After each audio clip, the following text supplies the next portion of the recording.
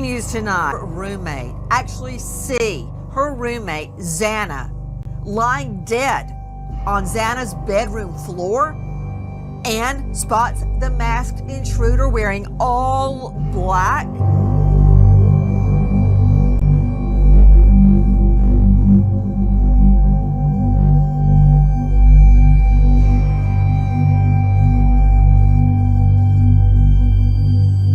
Stop. Today, I have sworn to make you cry. Your question is why? How? But why? So, let me make you cry. Imagine that you have 4 children and in the dream of making 4 children a big man. You sent your children to study far away from you. So what if your children are brutally murdered in their own college? And when you look, you see children covered in blood and their arms, legs, heads and bodies are all torn apart and their entire bodies are scratched with nails and no one is even recognized. It seemed like it was not the work of a human being, but something else. I think that would be enough to destroy the world and every dream of life of the children's parents. If you are a parent, brother, or relative, then, for your own good, let me make it clear to you that this is not a movie, a drama, or a story, but rather a true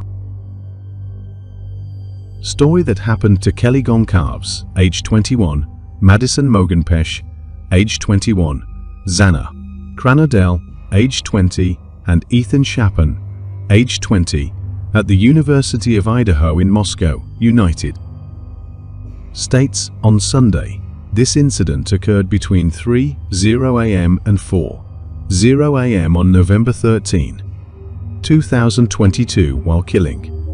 As a result, the tyrants mercilessly killed and separated 4 parents from their children. In other words, stop, don't scroll, don't breathe easy. Because today, I'm not here to tell you a story. I'm here to show you a nightmare. Imagine you tuck your child in, miles away, at a university you thought was safe. You say, "Good night" on the phone. They laugh. You smile. You hang up. That would be the last time you'd ever hear their voice. Hours later, your child's body is discovered shredded, disfigured, slashed with a knife like a butcher's table. Not 1, not 2, 4 children, brutally slaughtered in their off-campus home at the University of Idaho.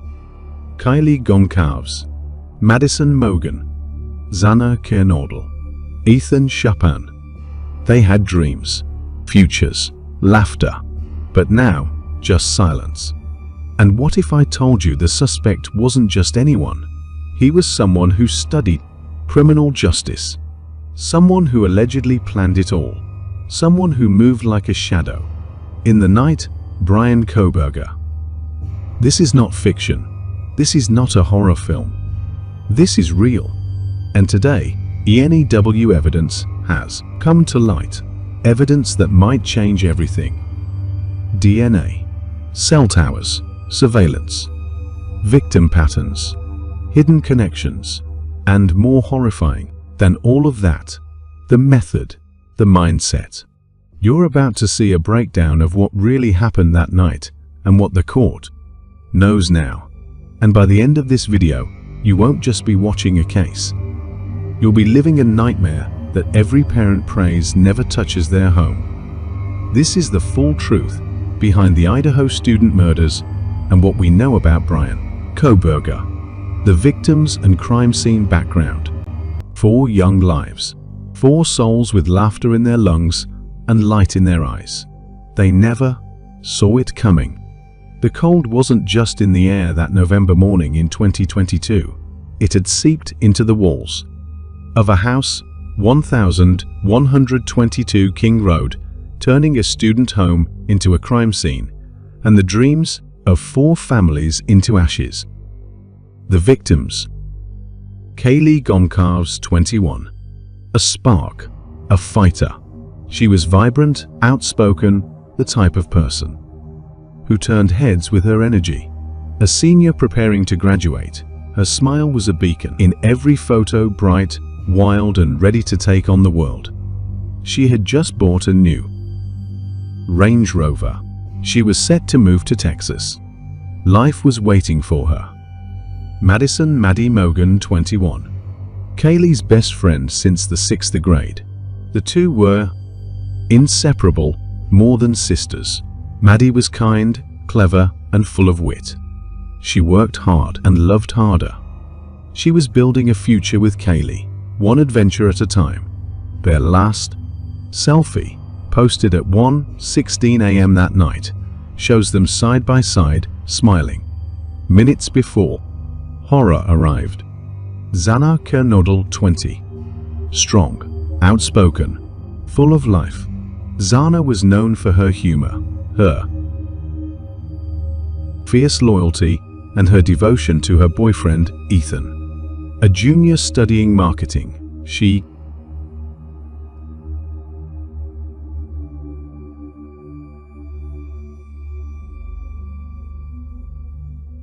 at a local restaurant.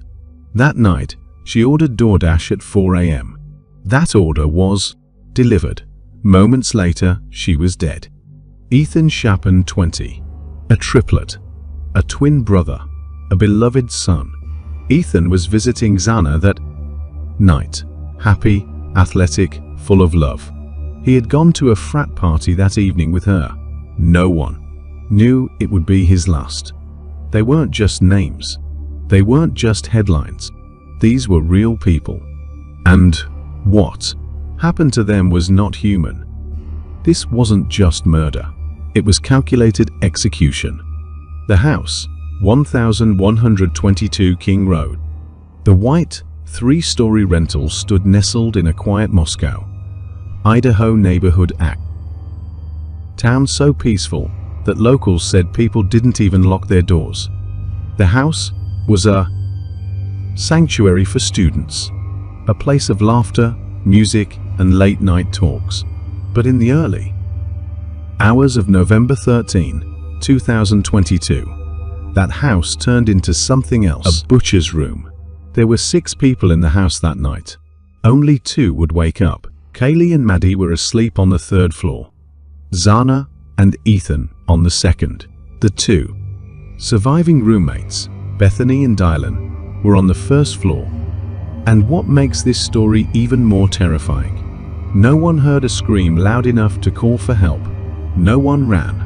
No one called 911 until nearly 8 hours later. The crime scene, a trail of terror. According to forensic reports and early investigative leaks, the killer entered the home between 3:00 and 4:00 a.m. No signs of forced entry, no broken glass. He walked in like a ghost. He carried a knife. Not just any knife. A KAB-AR combat knife, military grade. A weapon designed to tear flesh with brutal efficiency. Kaylee and Maddie were murdered in their bed. Authorities say they were killed in their sleep. Multiple stab wounds, deep, vicious, overkill. The coroner said these weren't quick deaths. These were personal. Xana fought back. She had defensive wounds, bruises, signs of a struggle. Investigators say she likely woke up during the attack. She tried to save herself, maybe even Ethan. But she couldn't stop him. The killer was strong, said the autopsy report. He didn't just stab, he obliterated. And after the slaughter, he walked away. He left behind only blood, DNA, and a city that would never sleep again. The aftermath, 911 call and discovery. The 911 call came in at 11:58 a.m. Hours after the murders. One of the surviving roommates found an unconscious person. That's what the dispatcher was told. But what they found was far worse. Blood, trails of it, dripping down the walls, spattered on the sheets. One officer described it as a horror scene straight out of a nightmare. Parents rushed to Moscow. Some flew from across the country. They weren't allowed to see their children's bodies. The damage was too severe. Kaylee's father later said in an interview, "It was fast.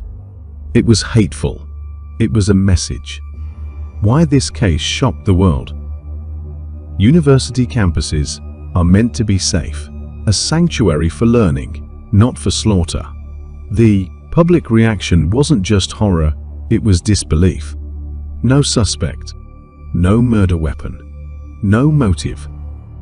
No suspect, no murder weapon, no motive, and worst of all, no arrest for 7 weeks. How could this happen in a house with 6 people? How did no one hear the killer? Why did he spare the other roommates? It doesn't make sense, people said. It can't be random. It wasn't. And the police? Silent, withholding details. Speculations began to spread like wildfire. Was it a serial killer? A personal vendetta? A stalker? An inside job? The pressure on the Moscow Police Department was immense. The FBI was called in. The Idaho State Police joined the search. Every second passed like an hour. Every parent in America held their breath. And then 7 weeks later, a name. Bryan Christopher Kohberger. Who was Bryan Kohberger? 29 years old, a PhD student in criminology at Washington State University. Just 15 minutes from the crime scene, he studied serial killers, wrote papers on how criminals think. He once posted a Reddit thread asking offenders to describe how they chose their victims. He drove a white Hyundai Elantra, the same car caught near the crime scene. His phone went silent during the hours of the murder, but it pinged near the house just hours later. And most chilling, he applied for an internship with the local police department. He wanted to understand how crimes are solved. An official said, maybe so he could avoid getting caught, but he made mistakes. Public reaction, grief turned into rage. The arrests didn't bring peace. They brought questions. Was it really him? Why these 4 students? Did he know them? Was he watching them for weeks? Kaylee's family publicly demanded transparency. We won't rest until we know every detail, her father said. I want to look the killer in the eye. Memorials were held across the nation. Thousands gathered. Candles lit. Prayers whispered. Tears fell.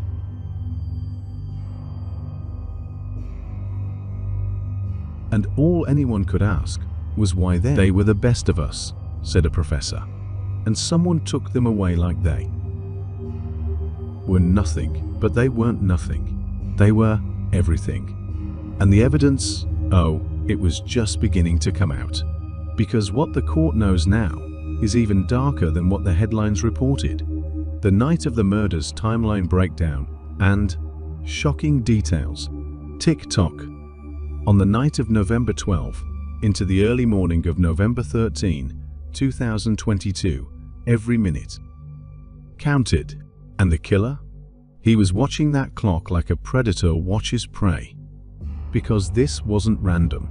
This wasn't fast. Saturday evening, November 12, 2022. It was just another Saturday night in Moscow, Idaho. Or so it seemed. 8:0 p.m. 9:0 p.m. Kaylee Goncalves and Madison Mogen went to the Corner Club, a local downtown bar just a few blocks from the university. Surveillance cameras captured them, laughing, chatting, surrounded by friends. 9:0 p.m. 1:30 a.m. Xana Kernodle and Ethan Chapin attended a Sigma Chi fraternity party at the frat house just a few minutes walk from 1122 King Road. The victims were unknowingly spending their final hours doing what normal college students do, living, laughing, loving. And somewhere out there, a shadow was moving. 1:30 a.m., 1:56 a.m. Kaylee and Maddie were captured on a food truck live stream, ordering late-night snacks at Grub Truckers, a popular local vendor. This would become key evidence. They appeared calm, normal, oblivious. In the background, a mysterious man wearing a hoodie appeared to follow them. He didn't speak to them, but he watched them. He walked behind them, too close. Viewers watching the live stream that night saw it happen in real time. Who is that guy? Someone typed in the chat.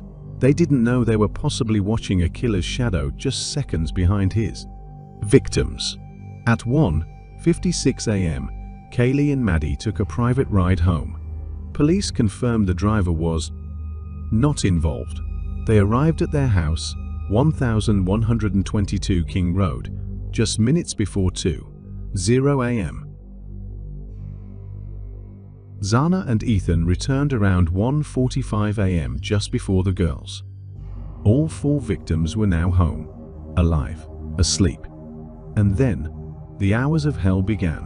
2:00 a.m., 3:30 a.m. Authorities say Bryan Kohberger's cell phone went dark at approximately 2:47 a.m.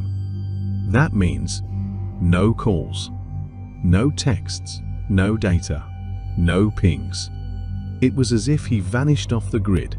But what they found next was chilling. The white Hyundai Elantra. Multiple surveillance cameras in the area picked up a white Hyundai Elantra circling them. King Road neighborhood between 3:29 a.m. and 4:20 a.m. First sighting 3:29 a.m. heading toward the victim's home. Last sighting 4:20 a.m. speeding away from the area. Law enforcement tracked that same car on 5 different surveillance points, driving past the home multiple times before stopping near the residence. This was not a random drive, said one detective. He was stalking the house, watching. At 4:04 a.m., a DoorDash driver arrived to deliver food to Xana. She received it. She was still alive. But by 4:12 a.m., the Elantra was seen racing away. Within that 8-minute window, someone entered the house and butchered 4 people. The surviving roommate's account. Dylan Mortensen, one of the surviving roommates on the first floor, told investigators that she heard strange noises sometime after 4:00 a.m. She described hearing crying, a male voice saying, "It's okay, I'm going to help you." Heavy footsteps. Then, she opened her door, and what she saw made her freeze. She claimed she saw a masked man, dressed in black, walking past her toward the back exit of the house. She stood there, frozen, shocked, silent. He didn't attack her. He just walked away. That man matched the description of Bryan Kohberger. Tall, slim, eyebrows thick, eyes locked forward, like a phantom walking out of a graveyard. 4:20 a.m. Escape and aftermath. At exactly 4:20 a.m., the Elantra was seen again on surveillance, speeding off through the streets of Moscow. By 5:30 a.m., it had left the area completely. Kohberger's phone turned back on at 4:48 a.m., and it pinged near Blaine, Idaho, over 30 miles away. But there's more. Times before. 12 visits. 12 times stalking that house. 12 times walking the same paths as his victims. This wasn't impulse. This was obsession. Physical evidence left behind. Despite the gloves, despite turning off the phone, despite the mask, he left something behind. A single male DNA profile was recovered on the Kaylee AR knife sheath left on Maddie's bed. This sheath was partially hidden, but the snap was visible, and a touch DNA sample was obtained from the button of the sheath. It didn't match anyone at the scene. But months later, forensic genealogy matched it to a close male relative of Bryan Kohberger through ancestry databases. The FBI then collected DNA from Kohberger's family's trash in Pennsylvania, where he'd traveled for winter break. It was a match. Statistically, It was 99.9998% conclusive. He didn't just leave blood behind, he left his identity. Was he watching the victims? Phone records, computer searches, and rumors all suggest something more disturbing. Investigators believe Kohberger may have followed Kaylee on Instagram. He may have entered the house before.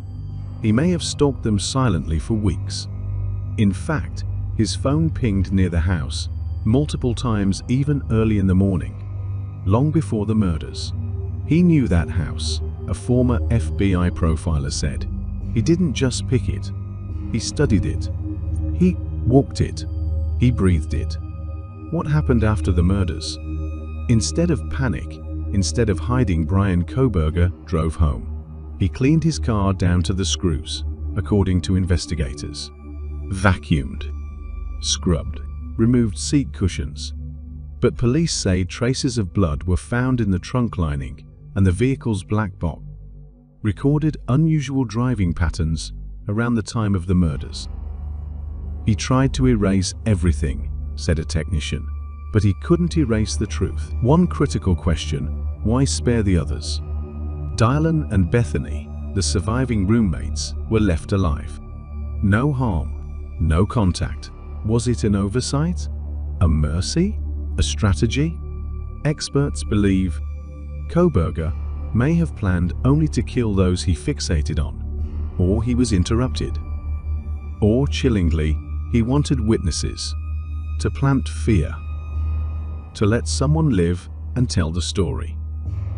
That theory still haunts the survivors today. Final timeline, according to investigators: 2:47 a.m., Kohberger's phone goes dark.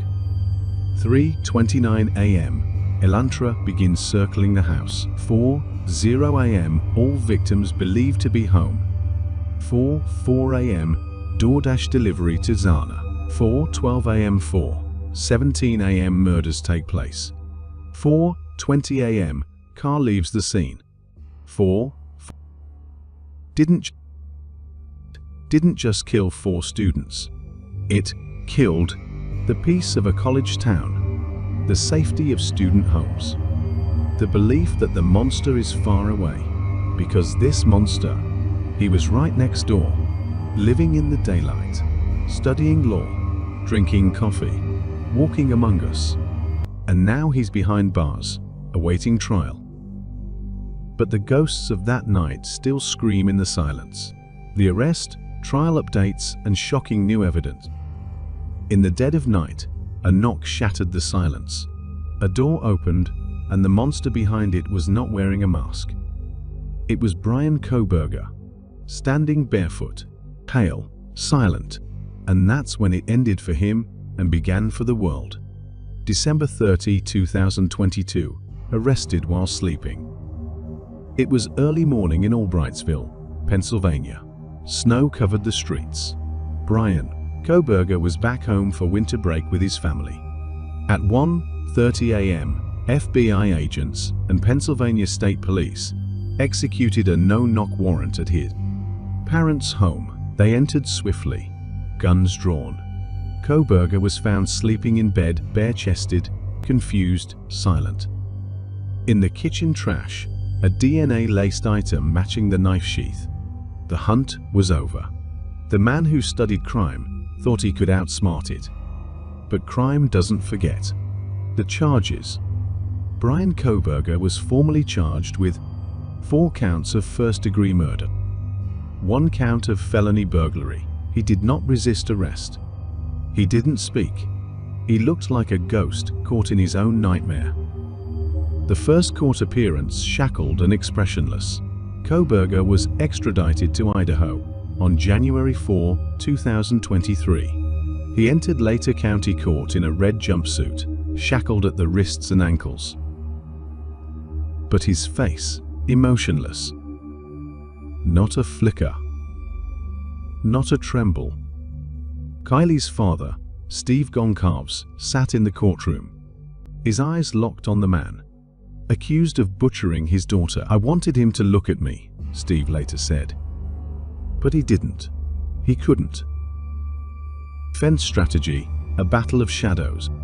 Kohberger's court-appointed attorneys quickly began weaving a defense subtle, strategic. They argued there's no direct video of Kohberger entering or exiting the home. The DNA is touch DNA, which can be transferred.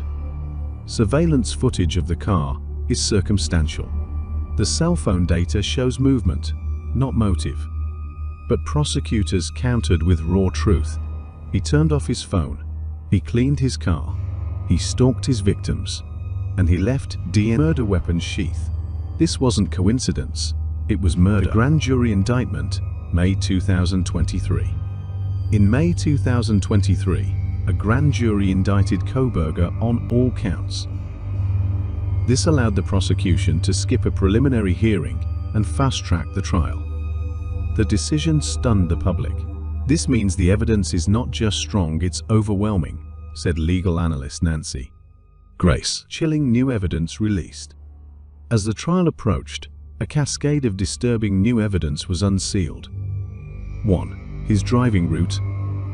Authorities released a detailed map of Kohberger's drive that night. From Washington State University, where he was a PhD student in criminology, to 1122 King Road, the victim's house, circling 12 times before stopping.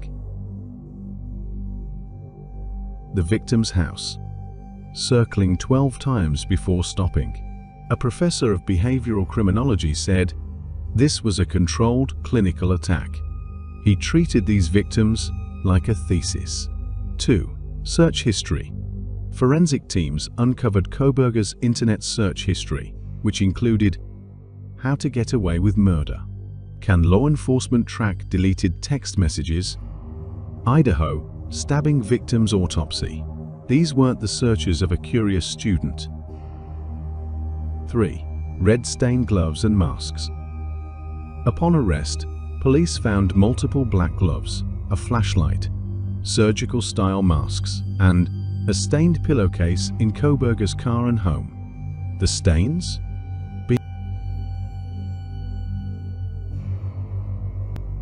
In Kohberger's car and home. The stains? Being tested for blood. He didn't just commit a crime. He prepared for it, the detective said. And he left trophies. Public reaction, fury, and fear. The reaction across the U and around the world was seismic. Parents called universities, terrified. Students began sleeping in groups or transferring. Security was tightened. The public demanded justice. Online forums exploded with questions. How could someone so intelligent be so evil? Why those 4 students? Was he planning to kill again? Someone so intelligent be so evil? Why those 4 students? Was he planning to kill again? And one mother tweeted, my daughter was friends with Kaylee. She said Kaylee was scared. She felt someone was watching her for weeks. Now I know why. The trial delayed, but not denied. Initially expected to begin in late 2023, Kohberger's trial was delayed. Why? Because his defense filed multiple motions, including a motion to move the trial to another county due to pretrial publicity, a motion to dismiss the indictment on alleged procedural errors, a request to examine the method used to match the DNA. The judge responded firmly. Justice will not be denied by delay. Will not be denied. Judge responded firmly. Justice will not be denied by delay, he said. The families standing in the fire. Throughout this nightmare, one voice has remained powerful. The families of the victims. Kaylee's parents, Madison's stepmother, Ethan's siblings, Xana's father, they've all attended hearings, posted updates, and demanded truth. Steve Goncalves said in a public interview, he picked the wrong 4. He thought they were just college kids, but they were warriors. And we won't stop until he's locked away, or worse. The death penalty on the table. 2023. Idaho prosecutors officially announced they would pursue the death penalty for Bryan Kohberger. That means, if convicted, he could face lethal injection or spend life in confinement until death. The decision drew mixed reactions. Some said it's justice. Others warned of the emotional toll of a capital case. But Kaylee's family made it clear he didn't show mercy. So why should we? Is there a motive? Despite the evidence, one chilling question remains. Why? Why these 4 students? Why this house? Theories include he may have felt rejected by one of the victims. He may have harbored incel ideology resentment toward women who ignored him. He may have been conducting a sick experiment to understand fear and death. The most disturbing theory? He did it because he wanted to know what it felt like. A quote found on his laptop, investigators revealed a quote Kohberger saved on his computer. "I feel no remorse. I see people as objects. I wonder what it feels like to watch the life drain from someone's eyes." They believe it came from a dark web confession. But now they think it wasn't a quote. It was his own writing. What's next? The trial is now set for fall 2025, after multiple delays. The public will finally see surveillance videos, DNA analysis, cell phone data mapping, crime scene photos, eyewitness testimony. And Bryan Kohberger?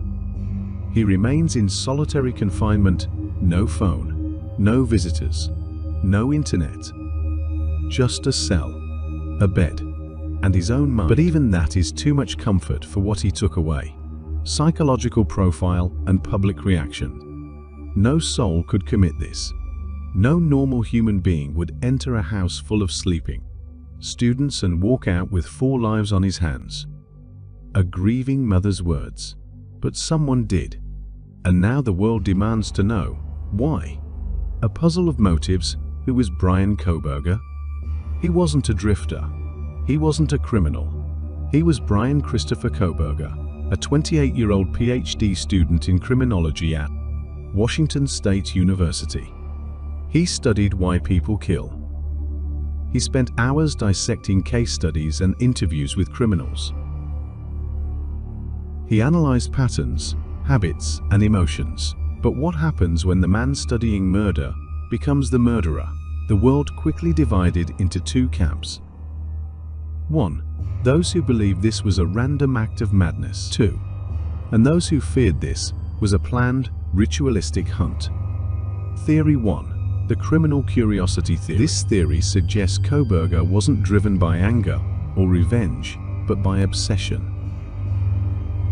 A disturbing survey Bryan posted months before the murders asked ex-convicts to answer, "What thoughts did you have before your crime? How did you choose your victim? What emotions did you feel after?" Some thought it was academic curiosity. Others now believe it was preparation. He didn't want to write about murder. He wanted to experience it, said a forensic psychologist. Just a crime. It was Bryan's twisted thesis. Theory 2, the rejected by women motive. Multiple reports suggest Bryan struggled with social interaction, particularly with women. One former classmate described him as a loner, always watching, creepy stare, but he tried to fit in. Investigators say he may have attempted to message one or more of the victims on Instagram repeatedly, been ignored or blocked, felt humiliated or invisible. And that may have triggered something darker, rage not just against them, but against everything they represented: beauty, youth, joy. He didn't just want to kill.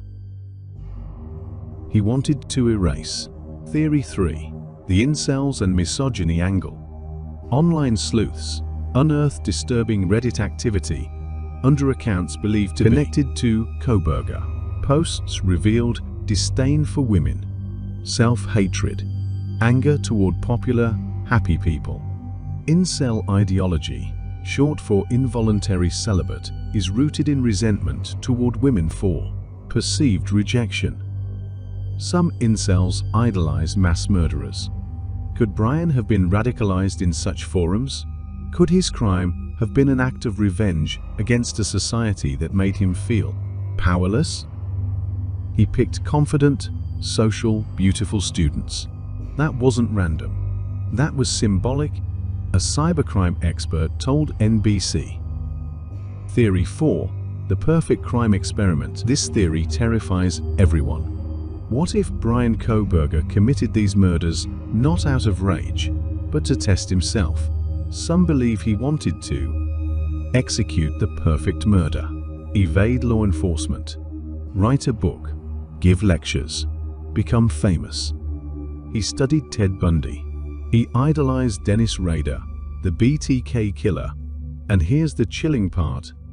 Bryan once said in a classroom, "You can't truly understand the mind of a killer unless you become one."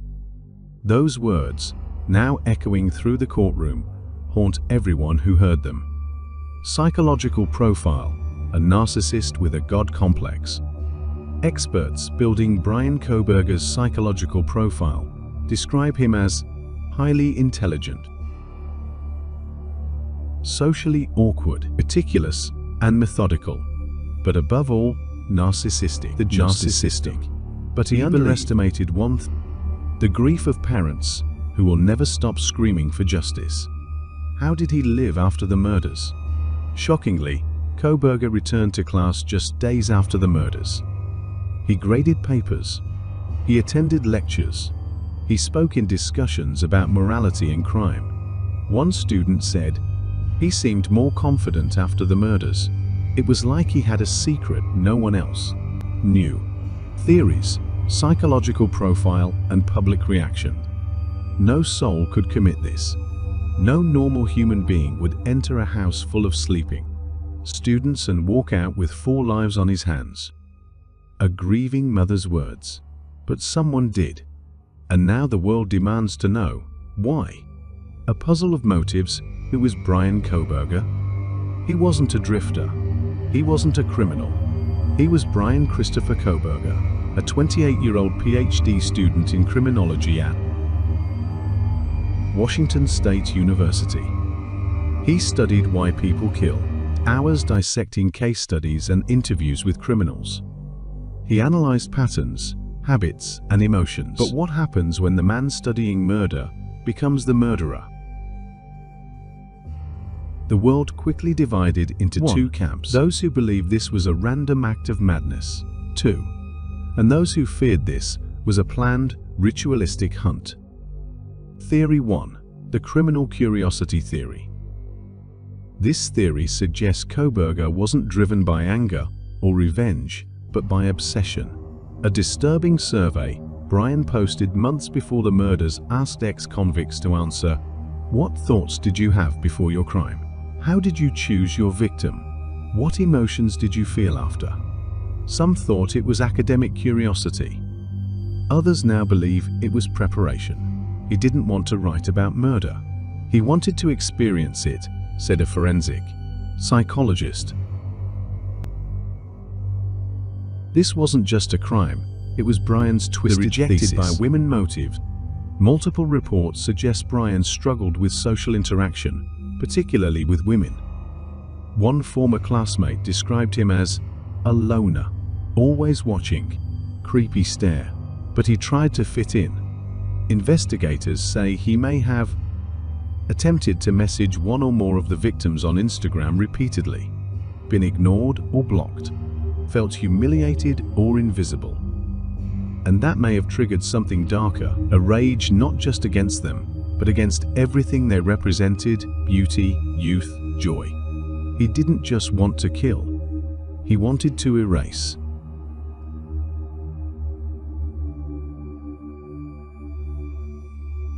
Theory 3.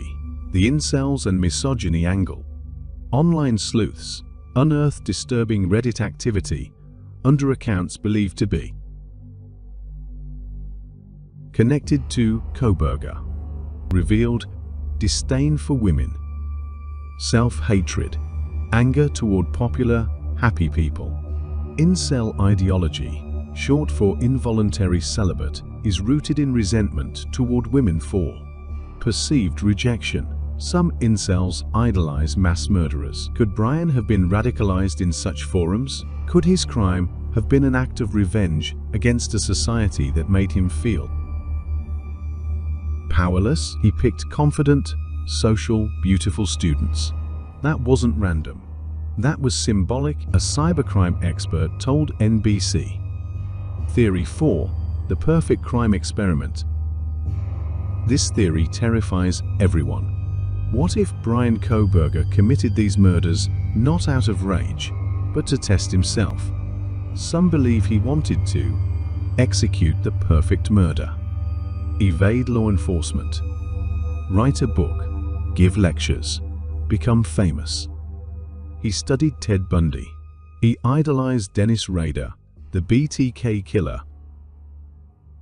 And here's the chilling part. Bryan once said in a classroom, "You can't truly understand the mind of a killer unless you become one." Those words, now echoing through the courtroom, haunt everyone who psychological profile, a narcissist with a god complex. Experts building Bryan Kohberger's psychological profile describe him as highly intelligent, socially awkward, emotionally meticulous, and methodical. But above all, narcissistic. He believed hotter than police, who will never stop screaming for justice. How did he live after the murders? He returned to class just days after the murders. He attended lectures. Papers. He spoke in discussions about morality and crime. One student said, "He seemed more confident after the murders. It was like he had a secret no one else knew."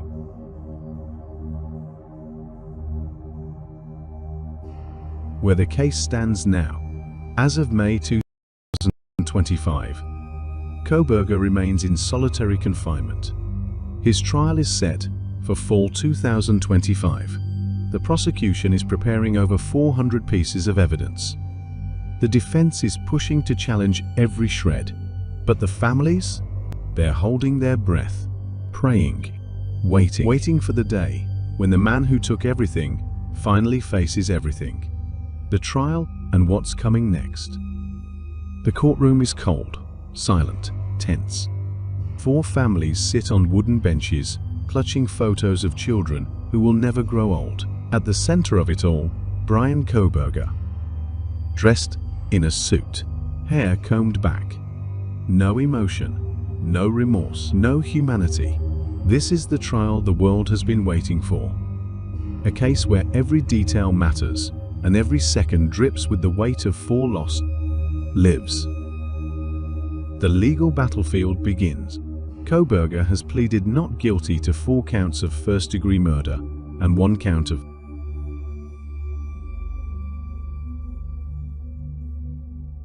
felony burglary. His legal team is fighting tooth and nail to suppress DNA evidence, dismiss digital tracking, challenge the police investigation. But the prosecution, they're building a bulletproof case, armed with genetic genealogy, cell tower data, surveillance footage, eyewitness statements, and the silent scream of a crime scene soaked in blood. A chilling start. The preliminary hearing. On day 1, the prosecution presented a timeline that shattered the courtroom silence. 3:26 a.m. Bryan's car is seen near the victim's house. 4 a.m. A nearby camera picks up the sound of a scream. 4:20 a.m. Bryan's car is caught speeding away from the area. The GPS data. It placed Kohberger within 60 feet of the murder scene twice. The jury looked shaken. The parents clutched each other, and Bryan didn't flinch. The key evidence that could seal his fate. 1. The knife sheath, found lying next to Maddie Mogen's body, stamped with the U.S. military insignia. Inside it, Bryan Kohberger's DNA. Experts testified the odds of this DNA belonging to anyone else is 1 in 5.37 octillion. That number broke through the courtroom like thunder. 2. Phone records. Bryan's phone pinged near the house 12 different times before the murders. It suddenly went dark between 2:47 a.m. and 5:32 a.m., the exact window of the killings. Investigators call it an intentional digital blackout. He knew what he was doing. 3. Surveillance footage. Footage shows a white Hyundai Elantra circling the victim's street multiple times, parked just 50 feet from the home, leaving at a high speed just minutes after the attack. The car registered to Bryan. It didn't just place him at the scene.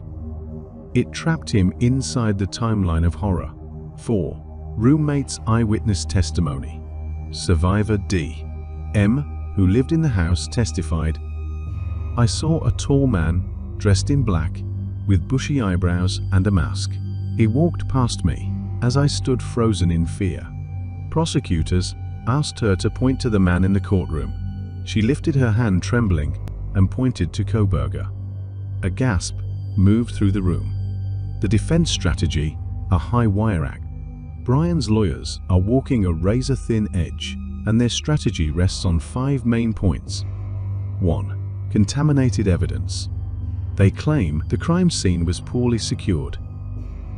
Multiple people entered before police sealed the house. DNA transfer is possible. But forensic experts push back hard. This wasn't casual contamination. This was a direct match inside a sheath beside a corpse. 2. No murder weapon found. They argue, without the knife, reasonable doubt still exists. But prosecutors counter. The presence of the sheath, the type of wounds, and survivor testimony all point to a fixed blade K-bar knife, a weapon Kohberger had interest in, based on his online activity. 3. Alibi. Driving around alone. Kohberger's alibi. He was driving around to clear his head. But GPS data proves he stopped moving just long enough for the killings to occur. If he was just driving, said the prosecutor, why turn off his phone? Why park near their house? 4. No clear motive. The defense hopes to sow doubt by saying, there's no confession, no video of the actual crime, no direct link to the victims. But this strategy backfires emotionally. Because for the families, the lack of a clear motive doesn't bring peace. It brings more agony. 5. Mental health angle. There's speculation the defense may introduce mental health evaluations. But thus far, Kohberger has shown no signs of psychosis, no previous hospitalizations, no emotional instability, at least outwardly.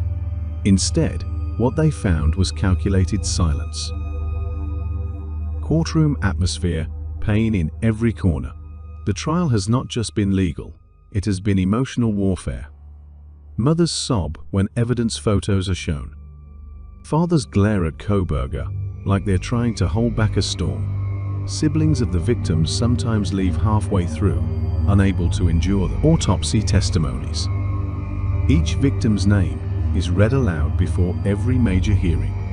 "We say their names so the world doesn't forget," said the prosecutor. A moment that shook everyone.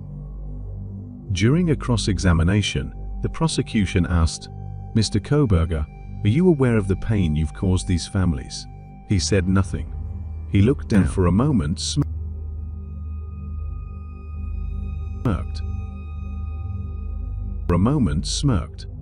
That smirk? It sparked headlines. News anchors called it demonic. One juror was seen wiping a tear. The families looked like they'd just been stabbed again. Upcoming trial dates.